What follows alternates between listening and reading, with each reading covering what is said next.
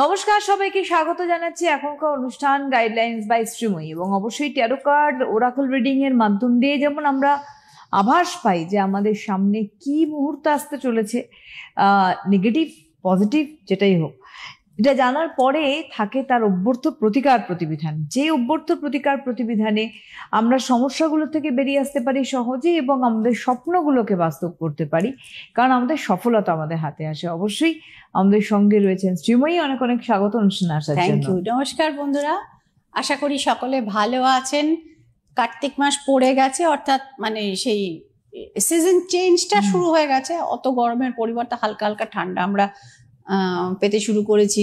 বাড়ি বাড়ি আকাশ প্রদীপ জ্বলতে দেখতে পাচ্ছি, তো পূর্বপুরুষদের উদ্দেশ্যে। তো এই সময় সুবর্ণাদি, এই তো দীপাবলি তো মিটে গেল, জগদ্ধাত্রী পুজোও মিটে গেল। একটা জিনিস হয় যেটা আমরা মনে করি মানে আমরা তো দীপাবলি বা দেওয়ালি আমরা একটা করেই থাকি, ঈশ্বরও মানে একটা দীপাবলি করে থাকেন, যেটাকে বলা হয় দেব দীপাবলি। দেব দীপাবলি টার্মটা খুব একটা পরিচিত না, কিন্তু এই সময়টা আমি বেনারসে থাকি, তো এবারও আমি চলে যাব বেনারসি। আমি হ্যাঁ 3 তারিখ পড়েছে, এবং এটা পরে কার্তিক মাসের পূর্ণিমাতে, সামনেই চলে আসছে কার্তিক মাসের পূর্ণিমায় পড়েছে আর কি। হ্যাঁ, তো এইবার যে জিনিসটা হয়, এবং গুরু নানকেরও এই সময়টাই বার্থডে হয়। এই তিথিটা খুব পুণ্য তিথি, জন্ম জয়ন্তী যেটা গুরু নানক জন্ম জয়ন্তী। তো এটা খুব শুভ দিন।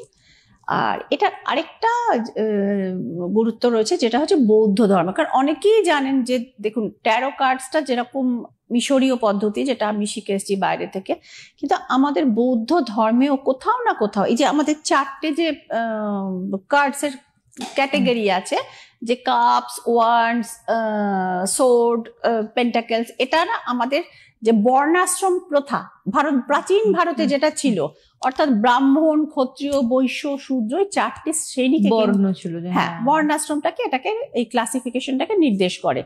তো এই কার্তিক পূর্ণিমায় যেটা হয়েছিল, গৌতম বুদ্ধ তো তার আগে সিদ্ধি লাভ করেছিলেন গয়াতে, যেটা এখন বোধ গয়া, কিন্তু উনি এই সারনাথে, যেটা বেনারসের খুব কাছে, তো এইখানে উনি প্রথম 5 জন ওনার শিষ্যকে উনি কিন্তু এই মতবাদটাতে দীক্ষিত করেছিলেন। সেই হিসেবে এই তিথিটার, কার্তিকের পূর্ণিমার আলাদা একটা কিন্তু গুরুত্ব রয়েছে। মানে নট অনলি হিন্দু ধর্মাবলম্বী, বৌদ্ধ ধর্মাবলম্বীদের কাছে এই পূর্ণিমাটা কিন্তু একটা বড় গুরুত্ব।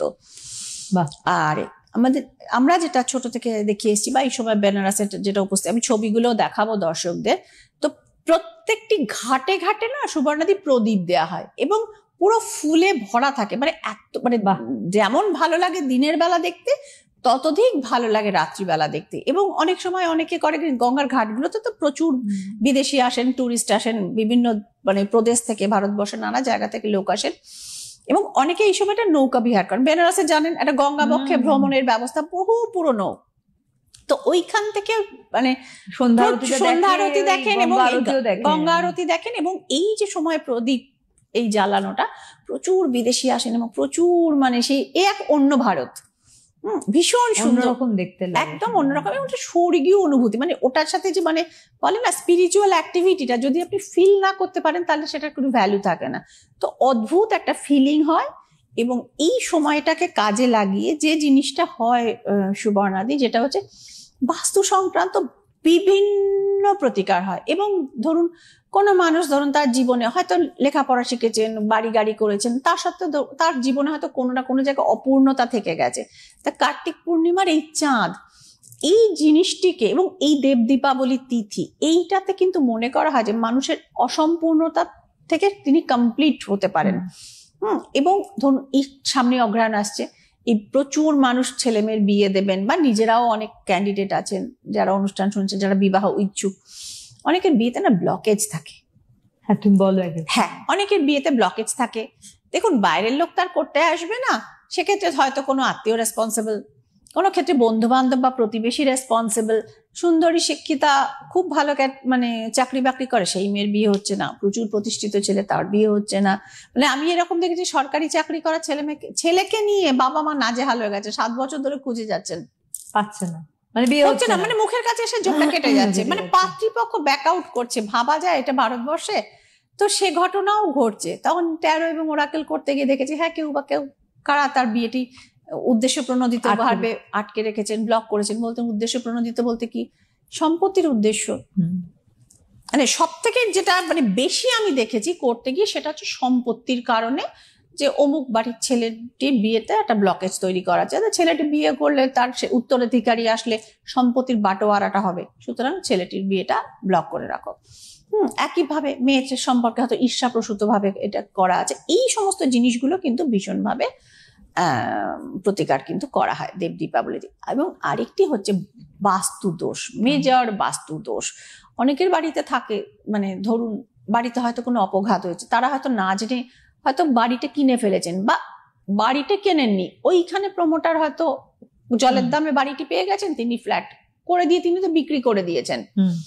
এবার যারা বাস করছেন তারা কিন্তু সুস্থভাবে সেখানে বাস করতে পারছেন না, বাস্তুর সমস্যা, বাস্তুর মেজর সমস্যা রয়েছে। মনে হয় যেন মাঝরাত্রি কে ছাদের উপর চলছে, কিন্তু গিয়ে দেখেছেন মানে, এবং এটা একজনের সাথে হয়েছে সেরকম ব্যাপারটা না, একাধিক জন ছাদে গিয়ে এই বাড়ির লোক বলছে আপনি এসছেন কেন, বলে মনে হচ্ছে মাঝরাতে কেউ ঢিল ছুটছে বা একটা কিছু হলো, কাঁচ ভাঙার আওয়াজ। তো এই যে জিনিসগুলো, এইগুলো কিন্তু অনেক ক্ষেত্রে হয় সুবর্ণাদি, এবং এই দোষগুলো কিন্তু কাটিয়ে দেওয়া হয়। এবং আরেকটা জিনিস আছে, ধরুন বাড়ির বাস্তু অ্যান্ড ফ্ল্যাটের বাস্তু, দুটো কিন্তু বাস্তুর হ্যাঁ প্রতিকার কিন্তু সম্পূর্ণ আলাদা সিস্টেমে করা হয়। কারণ আপনার মাথার ওপর কেউ চলাফেরা করছে, আপনি হয়তো গ্রাউন্ড ফ্লোরটা পছন্দ করেছেন, ধরুন আপনার বাড়িতে বয়স্ক বাবা মা আছে, বা নিজেদের বয়সের কথা মনে করে অনেকে গ্রাউন্ড ফ্লোরে, অনেকে ফ্ল্যাট নিচ্ছে, যে মাটির কাছাকাছি থাকবো, একটু বাগান টাগান করবো, আর বয়সে হাঁটুর সমস্যা তো হবেই, এখন একদম বাধা ধরা হয়ে গেছে, শিওর শট হবেই। তো সুতরাং সেক্ষেত্রে তাহলে গ্রাউন্ড ফ্লোরটা নেই, কিন্তু আপনার মাথার উপর তো অন্তত 6টা বা আগেকার সিস্টেমে হলো 3টে ফ্লোর তো মিনিমাম রয়েছে, এবং তারা আপনার মাথার উপর দিয়ে চলাফেরা করছেন, টোটালি তাদের টয়লেট ব্যাপার সমস্ত রয়েছে। তো আপনার ওই মাথার ওপর থেকে আশেপাশ থেকে নেগেটিভ জিনিসগুলো প্রবাহিত হচ্ছে, তো আপনি না চাইলেও সেটা হচ্ছে। এবার কিন্তু তুলনায় আমি বলবো যে ছাদ লাগোয়া বাস্তু বা টপ ফ্লোরে বাস্তু, যদিও গরম হয় যেহেতু এখন অনেক গ্লোবাল ওয়ার্মিং হচ্ছে, তা সত্ত্বেও কিন্তু বেটার, কারণ অ্যাটলিস্ট আপনার মাথার উপর দিয়ে খুব কম সময়ের জন্য কেউ চলাফেরা করবে, এবং ওই বাথরুম রিলেটেড সমস্যাটা থাকলো না। এই সমস্ত মেজর কাজগুলো এই তিথিটাতে কিন্তু করা হয়, এবং আমি বেনারসে উপস্থিত থেকেই কাজগুলো কিন্তু করিয়ে নিয়ে আসি। একদমই তাই। এবং অবশ্যই আমি একটা কথা বলবো যে যখন আমাদের বেসিক এই বাস্তুর সমস্যাগুলোকে ঘিরে ধরে, সেইখানটায় প্রপার টাইমে প্রতিকার করাটা খুব দরকার। কারণ এই যে দেব দীপাবলি, এই দেব দীপাবলি শব্দটির মধ্যে লুকিয়ে রয়েছে একটা পজিটিভিটি, তো ডেফিনেট করেই আমরা বলবো যে তাহলে আমাদের জীবনে কি আসবে। একদম সেটার জন্য বোধহয় সংখ্যাভিত্তিক নভেম্বর মাসের রাশিফলটা আমার মনে হয় আসাটা খুব জরুরি। রাশি অনুযায়ী আপনারা, হ্যাঁ রাশি অনুযায়ী আপনারা অনেকের মুখে শুনেছেন, আমিও একটুখানি বলে গেছিলাম যে দীপাবলি ধনতেরাসের পরবর্তীকালটা কিরম যাবে, বাট সংখ্যা নিয়ে বলবো এটা কমিট করে গেছিলাম, দেরি না করে শুরুটা বড় করে দিই, তারপর একটা রিডিং এ আসবো। ফার্স্টে চলে আসি 1 নম্বর সংখ্যা, অর্থাৎ নাম্বার 1-এর জন্য নভেম্বর মাস কি খবর নিয়ে আসছে। নাম্বার 1 পিপলের জন্য নাম্বার 1 পিপলের জন্য নভেম্বর মাসের হিসেব বেশ ভালো। পুরনো কোনো বন্ধুর সাথে দেখা হতে পারে, পুরনো কোনো সম্পর্ক চলে আসতে পারে, মানে আবার কাম ব্যাক করতে পারে লাইফে। টাকা পয়সা কিন্তু যথেষ্ট আসবে। 6 অফ পেন্টিকেল ইজ হিয়ার। এবং দীর্ঘদিনের কোনো কাজে যদি আপনার বাধা হচ্ছিল বা ব্লক হচ্ছিল, হয়ে হচ্ছিল না, সেরকম কাজ কিন্তু হওয়ার সংকেত দেখতে পাওয়া যাচ্ছে নভেম্বর মাসে। নাম্বার 1 ভালো মাস আপনাদের জন্য। এবার চলে আসবো নাম্বার 2, রুলড বাই মুন, চন্দ্রের নির্দেশিত। তো দেখা যাক 2 নম্বর সংখ্যার জন্য নভেম্বর মাস কি খবর নিচ্ছে। 2 নম্বরের জন্য একটু ঝামেলা রয়েছে, বিবাদ। 5 অফ ওয়ান্ডস ইজ হিয়ার। আপনারা দেখতে পাচ্ছেন মারপিটের কার্ড পড়েছে, এবং পরিস্থিতি কিন্তু একটু জটিলতর, কারণ আপনারা দেখুন স্ট্রেংথ রয়েছে, এক ভদ্রমহিলা সিংহকে বশ করবার চেষ্টা করছে, অর্থাৎ তিনি তার বিরুদ্ধ পরিস্থিতিকে কন্ট্রোল করার চেষ্টা করছেন। সিংহটাকে বাগে আনার চেষ্টা মানে তিনি তার বিরুদ্ধে জমে ওঠা পাহাড় প্রমাণ যে পরিস্থিতি, সেটা কন্ট্রোল করার চেষ্টা করছেন। সম্ভবত প্রেম ঘটিত কিছু ব্যাপার নিয়ে বড়সড় বিবাদ হবে বাড়ির সাথে, কিন্তু আপনারা যদি সেই পরিস্থিতিটাকে একটু বুদ্ধি দিয়ে কন্ট্রোল করতে পারেন, সেক্ষেত্রে কিন্তু মানে সেই লাভ ইজ ইয়োর সাইড। তো সুতরাং সেক্ষেত্রে সে বলে না প্রেমের জয় হোক, সেই রকম আর কি ব্যাপারটা চলে আসছে। অর্থাৎ রিলেশনশিপের মধ্যে যারা রয়েছেন পারিবারিক বিরোধের পরেও কিন্তু রিলেশনশিপটা মোটামুটি ম্যাচিওর করবার জায়গা দেখতে পাওয়া যাচ্ছে। চলে আসবো এবার হচ্ছে নাম্বার 3। নাম্বার 3-র জন্য দেখে নেওয়া যাক কার্ডের ইন্ডিকেশন কি রয়েছে নাম্বার 3-র জন্য। The star is here, lakh is on your side. Number 3 সত্যি নভেম্বর মাস ভালো কিছু খবর আনবে, and it's a celebration card. 3 of cups, কোনো ভালো খবর পেতে পারেন কেরিয়ার ওয়াইজ, যেটা অবশ্যই সেলিব্রেট করবার মতো, বাট শরীরটা সম্পর্কে কিন্তু সাবধান। দ্য ডেভিল ইজ হিয়ার, বিশেষ করে পেট এবং অ্যাবডোমেন রিলেটেড সমস্যা এবং কোনো প্রিয়জনের কিন্তু হানি অর্থাৎ লাইফ থেকে চলে যাওয়ার ইন্ডিকেশন রয়েছে। কেরিয়ার ওয়াইজ খুব ভালো, কিন্তু পার্সোনাল লাইফে কিন্তু বড় একটা ডিজাস্টার হতে পারে, বি ভেরি কেয়ারফুল। নাম্বার 3 চলে আসবো নাম্বার 4। নাম্বার 4 অর্থাৎ রুলড বাই রাহু, আপনারা সকলেই জানেন এটা, রুলড বাই ইউরেনাস। তো দেখে নেওয়া যাক কি খবর নিয়ে আসছে নভেম্বর মাসে রাহু। এটা 4 নম্বর। হ্যাঁ 4 নম্বর, 4 সংখ্যার জাতক জাতিকা যারা নভেম্বর মাসের সম্পর্কে জানতে চাইছেন, দেখুন একটা বড় পরিবর্তনের মধ্যে দিয়ে আপনারা যাবেন। অর্থাৎ সেক্ষেত্রে একটা ফেজ লাইফের এন্ড হয়ে আরেকটা ফেজ শুরু হতে পারে। রিলেশনশিপে যারা রয়েছেন সেক্ষেত্রেও কিন্তু রিলেশনশিপে কিন্তু বড় ফাটল বা সম্পর্ক ছেদও হতে পারে, সেই জায়গাটা আপনাদের মেন্টালি প্রিপেয়ার থাকতে হবে। 3 অফ সোর্স, ফাইন্যান্সিয়ালি প্রচুর খাটনি করছেন কিন্তু সেই অনুযায়ী ফলাফলটা আমি কিন্তু দেখতে পাচ্ছি না। অর্থাৎ প্রচুর খাটনিতে অল্প রেজাল্টটা অল্প, মানে ফিডব্যাক এক্স্যাক্টলি ফিডব্যাকটা কম আসছে। তো নাম্বার 4 খুব ভালো খবর শোনাতে পারলাম না। চলে আসবো নাম্বার 5। নাম্বার 5-এর জন্য নভেম্বর মাসের বার্তা দেখে নেওয়া যাক। নভেম্বর মাসের নাম্বার 5-এর বার্তা হচ্ছে কেরিয়ার ওয়াইজ। দেখে নেওয়া যাক কেরিয়ার ওয়াইজ নাম্বার 5-এর জন্য বেটার। কোনো দূর থেকে যারা ইন্টারভিউ দিয়েছিলেন রাজ্যের বাইরে বা জন্মস্থান থেকে দূরে, সেক্ষেত্রে চাকরি হওয়ার ইন্ডিকেশন রয়েছে।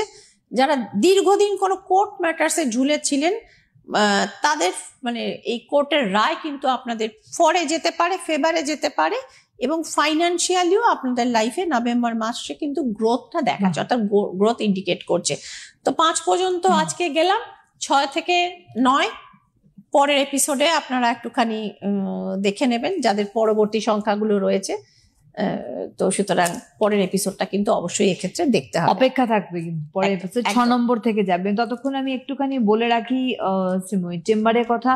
প্রথমত বলবো যে প্রত্যেক মঙ্গলবার সাধারণত দক্ষিণেশ্বরের চেম্বার থাকে রাশিচক্রে, আর প্রত্যেক রবিবার গড়িয়াহাট ভাগ্যচক্রে চেম্বার থাকে, প্রত্যেক শুক্রবার চন্দননগরে চেম্বার দুপুরবেলার দিকে থাকে শ্রীময়ীর, প্রত্যেক মাসের প্রথম সপ্তাহতে ত্রিপুরা আগরতলায় চেম্বার থাকে, আর প্রত্যেক মাসের দ্বিতীয় সপ্তাহ থাকে দুর্গাপুর চেম্বার।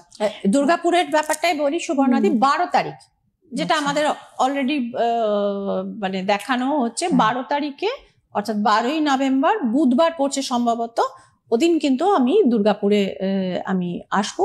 যারা দুর্গাপুরে দেখাতে চান এখন থেকে নামটা কিন্তু মানে প্রসেস অনুযায়ী যা যা প্রসেস আছে বুকিংটা করিয়ে রাখবেন। 12 আবারও বলে রাখি 12ই নভেম্বর, তাই তো? 12ই নভেম্বরে কিন্তু দুর্গাপুরে চেম্বার রয়েছে। প্রত্যেক মাসের দ্বিতীয় সপ্তাহতেই চেম্বার থাকে দুর্গাপুরে। এবারে ডেটটা পড়েছে 12ই নভেম্বর। আপনারা কিন্তু অবশ্যই বুকিং করবেন। আগে থাকতে যেহেতু আমি নিজে জানি যে 12 তারিখে রাখা হয়েছে, সুতরাং আমি বলে দিলাম। জানা না থাকলে তখন মুশকিল। আপনারা বেস্ট হচ্ছে আপনারা সবসময় হেল্পলাইনে ফোন করবেন বুকিং করার সময়, সুবিধা হবে। বুকিং ফোন নাম্বার 9330955723 একটি নাম্বার, 6291355429 আরেকটি নাম্বার। এমার্জেন্সি একটা হোয়াটসঅ্যাপ বুকিং নাম্বার রয়েছে 7439081851। এটা হোয়াটসঅ্যাপ বুকিং নাম্বার, ফোন করার বুকিং নাম্বার নয়। আচ্ছা, এবার আমরা রিডিং এ যাব। এবার আমরা রিডিংটায় যাব। রিডিংটা সোদপুর থেকে এক ভদ্রমহিলা জানাচ্ছেন যে লকডাউনের পর তার স্বামীর মানে ব্যবসাটা প্রায় ডুবে গেছিল।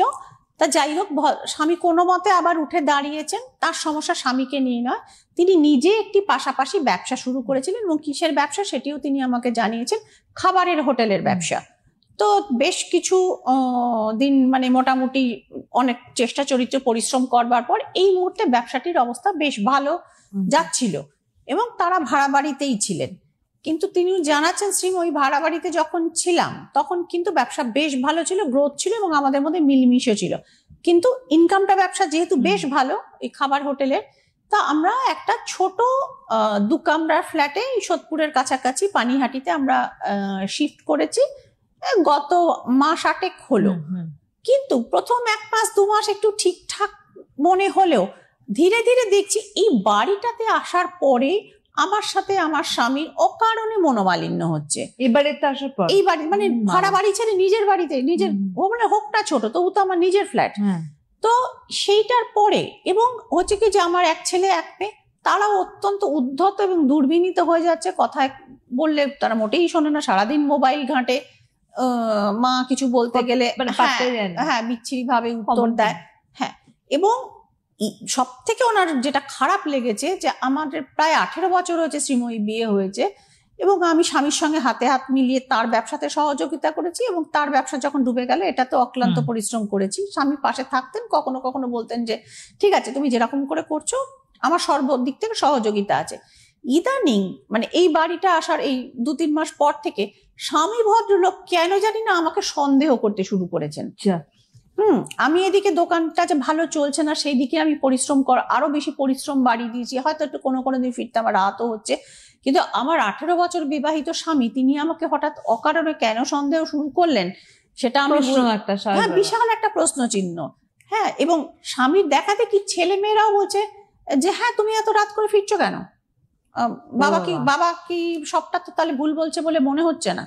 তো মানে উনি বলছেন আমি না চারিপাশ থেকে দেখো, উনি আমাকে যেটা জানিয়েছেন যে শ্রীময়ী বাইরের লোকের সমস্যাটা সহ্য করা যায়, কিন্তু ঘরের লোক 3 জন আমার জীবনের সব থেকে কাছে লোক, স্বামী এবং সন্তানরা, তো তারাই যদি আমার এগেইনস্টে এইভাবে আমার চরিত্র হনন করে বা আমার সম্পর্কে খারাপ ধারণা পোষণ করে, তো সেক্ষেত্রে আমার উপার্জন করি বা কি লাভ, মানে অ্যাকচুয়ালি উনি বলেছেন যে বেঁচে থেকে লাভ কি, মানে ডিপ্রেশনে চলে একবার চূড়ান্ত পর্যায়ে উনি ডিপ্রেশনে গেছেন। তো দিদি এইরকম কথা ভাববেন না, যেটাই বলছেন কারণটা আমি দেখছি, তারপর আমাকে বলেছে তুমি অ্যানালিসিসটা আমাকে একটুখানি জানাবে এবং প্রতিকার কি হবে সেটা অবশ্যই আমাকে জানিও, আমি অবশ্যই সেটা, কারণ এই পরিস্থিতি আমি সহ্য, সারাদিন পর কার কাছে ফিরবো, তারা সন্দেহের চোখে তাকিয়ে আছে আমার দিকে যে আমি কি করে ফিরছি। তো সুতরাং আমি দেখে নিচ্ছি দিদি আপনার ধারণাটা ঠিক কিনা, আপনি আমায় জানিয়েছেন এরকম ধরনের লোক থাকতে পারে, তারা এরকম হয়তো আমার স্বামীর কানে কিছু তো বিষোদ্গার করেছে। 100% না 200% সত্যি আপনার ধারণা, একদম দ্য সান ইজ হিয়ার। বিষোদ্গার যিনি করেছেন তিনি মহিলা এবং তিনি আপনার পরিবারভুক্ত, পরিবারেই থাকে। হ্যাঁ, মানে এককালে জয়েন্ট ফ্যামিলি ছিল, হ্যাঁ তারা এনারা আলাদা হয়েছিলেন ভাড়া, তারপরে এখন ফ্ল্যাট কিনেছেন। এবং এই যে আপনার বিশেষ করে একজন মহিলা হয়ে যে অর্থনৈতিক সাফল্যের মুখটা আপনি দেখেছেন, আপনি জানতে চেয়েছেন শ্রীময়ীর কারণটা কি। হ্যাঁ, যে কারণটা হচ্ছে আপনি মানে স্বামীর সহযোগিতাও না, মানে আপনি যখন থেকে সাফল্য পেয়েছেন আপনার স্বামীর কেরিয়ারে নৌকোটা তখন ডুবতে শুরু করেছে, সেই সময় থেকে আপনি সাফল্য পেয়েছেন। এবং আপনার স্বামীর যেটা কি হয়েছে বলুন তো, আপনি অভিমান বলে সিনেমাটা দেখেছিলেন, যদি না দেখে থাকেন একবার দেখে নিন। তো মেল শভিনিজম যেটাকে বলা হয়, ইগো ক্ল্যাশ।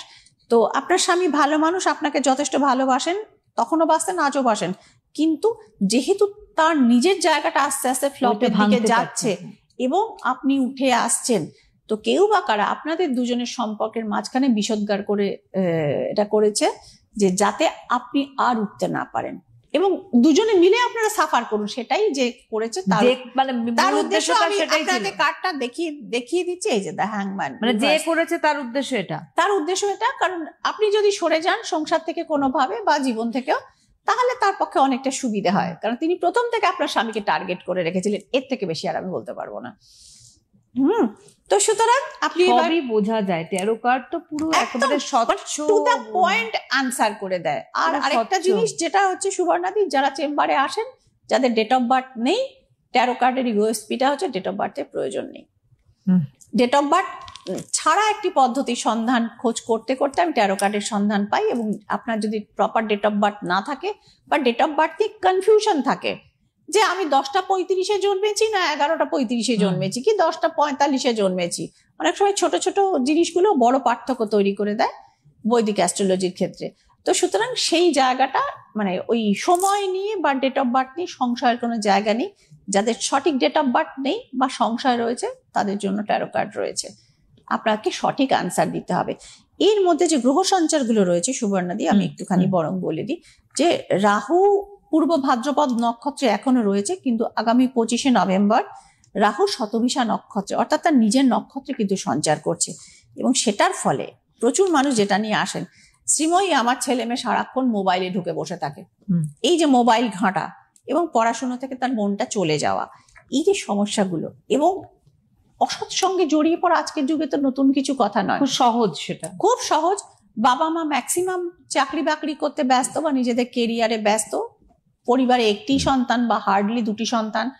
তো সেক্ষেত্রে আজকাল আমি তো একটা অদ্ভুত ট্রেন্ড দেখছি, মানে আমরা আমাদের সময় কি হতো, 3-4টে ভাই বোন ধরুন এক জায়গা থাকলে আমরা একসাথে একটা খেলায় ব্যস্ত থাকতাম। এখন দেখুন নিজের হয় 2 ভাই কি 2 বোন, হাতে দুজনে মোবাইলে, দুজনের জন্য দুটো আলাদা পৃথিবীর মানুষ, তাদের নিজেদের মধ্যে কোনো কমিউনিকেশন নেই। কিছু বললে ঘোরের মধ্যে উত্তর, মানে ঘোরের মধ্যে, মানে পুরো জেনারেশন এখন এটা অদ্ভুত ভাবে, এবং এই যে রাহুর এই যে মারাত্মক নেশা, রাহুর গ্রাস আমি যেটাকে বলি, সেটা কিন্তু, এবং মোবাইল থেকে কত বড় বড় বিপদ হচ্ছে এই সময়টা থেকে কিন্তু সাবধান। এবং যাদের চার্টে, আপনাদের নিজেদের চার্টে রাহুর জায়গাটা খারাপ আছে, রাহু ম্যাক্সিমাম লোকের চার্টে খারাপ থাকে, বা আপনাদের সন্তানদের চার্টে খারাপ আছে, বা রাহুর মহাদশা চলছে বা অন্তর্দশা চলছে, বি ভেরি ভেরি কেয়ারফুল। মানে বেসময় আর অপেক্ষা না করে কোনো এক্সপার্টের সঙ্গে যোগাযোগ করুন। এই রাহুর এই যে, এবং শতভিষা নক্ষত্র হচ্ছে রাহুর নিজস্ব নক্ষত্র, কোনো গুন্ডামস্তান যখন তার নিজের এরিয়াতে ঢোকে তখন তো সে সব থেকে বেশি পাওয়ারফুল হয়েছে। তো সুতরাং এটা কিন্তু আগে সাবধান করুন, এবং নেশা শক্তি অনেক বাড়বে সুবর্ণাদি, প্রচুর পরিমাণে, কারণ রাহুর যে নেচার গুলো, অবৈধ সম্পর্ক বাড়বে বাবা। হ্যাঁ, তো সুতরাং মানে যেটা উচিত কাজ নয় আমাদের, সবই যেটা সমাজ আমাদের, হ্যাঁ সেটা তো আছে, আমাদের এথিক্স, আমাদের মরালিটি, আমাদের এতদিনকার কালচার অনুশাসন, যেটা যে যে জিনিসগুলো বারণ করে, রাহু হচ্ছে সেগুলোই করতে মানুষকে প্রলুব্ধ করে, প্রভোগ করে, প্রলোভন দেখায়। তো সুতরাং এই জায়গা থেকে অনেক সময় অনেক বয়স্ক মানুষও কত মানে প্রলোভনে পড়ে কত বড় বিপদে পড়েন। তো এই যে জায়গাগুলো থেকে খুব সাবধান হওয়াটা দরকার। মানে একজন মধ্যবয়স, মানে একটা জাস্ট একটা আমি কেস হিস্ট্রি, এটা আমি এক্ষুনি রিডিংটা করছি না, মানে ভদ্রলোকের বয়স 55-56, বুঝতে পেরেছেন তো। তিনি এবার সামহাও কোথাও অফিস ট্যুরে গেছিলেন, গিয়ে অফিসের একজন কলিগের সাথে, অবশ্যই ফিমেল কলিগ, তার সাথে একটুখানি কথাবার্তা, বন্ধু ঠাট্টা ইত্যাদি রকম করেছেন। তো এরপরে এই আমাদের এখন সবাইকে তো সেলফি তোলে, সেলফি ছবি দিয়ে মেয়েটি তাকে ব্ল্যাকমেল করছে, এই যে। হ্যাঁ, এবার ভদ্রলোক বলছেন আমি কাউকে প্রমাণ করতে পারছি না যে আমি তার সাথে কিছু করিনি। সে মেয়ে, সবাই তার কথা বিশ্বাস করছে। এবার ভদ্রলোকের স্ত্রী বলছে, শ্রীময়ী আমার স্বামীকে বাঁচাবো কি করে বাবা। তো এই হচ্ছে সিনারিও, এইটা কিন্তু বাড়বে, এটা একটা সতর্ক বার্তা, এখন থেকে সাবধান হয়ে যায়। সুতরাং আপনাদের আবারও বলে রাখি চেম্বারের কথা, প্রত্যেক মঙ্গলবার দক্ষিণেশ্বর রাশিচক্র চেম্বার, রবিবার গড়িয়াহাট ভাগ্যচক্র চেম্বার রয়েছে, শুক্রবার করে চন্দননগর ওনার নর্মালি চেম্বার থাকে, এবং প্রত্যেক মাসের প্রথম সপ্তাহে আগরতলা ত্রিপুরা, এবং প্রত্যেক মাসের দ্বিতীয় সপ্তাহ দুর্গাপুর। এই মাসে মানে পরের মাসে 12 নভেম্বর, 12ই নভেম্বর কিন্তু চেম্বার রয়েছে দুর্গাপুরে।